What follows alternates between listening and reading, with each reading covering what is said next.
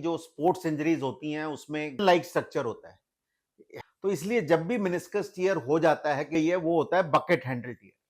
Bucket handle होता है तो वो लॉकिंग, बार बार घुटना फंसता है। कुछ खास तरह के डिवाइसेस आते हैं, ऑल इनसाइड दिया जाता है, आपस में स्टिच कर दिया लगे हुए होते हैं, तो वो एंकर्स को कर दिया जाता है और बीच में थ्रेड।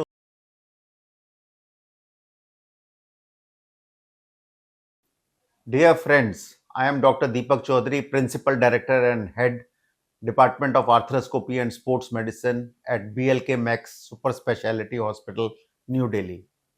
क्या आप लोग जानते हैं कि जो स्पोर्ट्स इंजरीज होती हैं उसमें घुटने की चोटें बहुत कॉमन है, और घुटनों की चोट में जो सबसे कॉमनेस्ट इंजरी है वो है meniscus injury.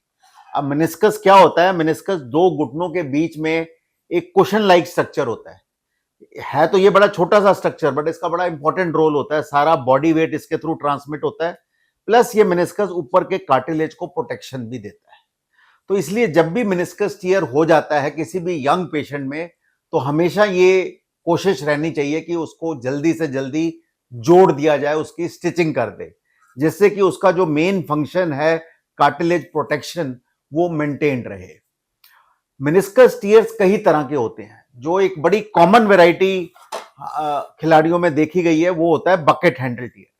Bucket handle tear क्या होता है? जब ये जैसे ये मेनिस्कस है, मेनिस्कस में ये एक लंबाई में टियर होता है, और ये जो अंदर वाला इसका पार्ट है मेनिस्कस का, वो जोड़ के बीच में फंस जाता है। तो जोड़ के बीच में जब वो फंस जाता है तो वो लॉकिंग, बार बार घुटना फंसता है, लॉकिंग और पेन कॉज करता है।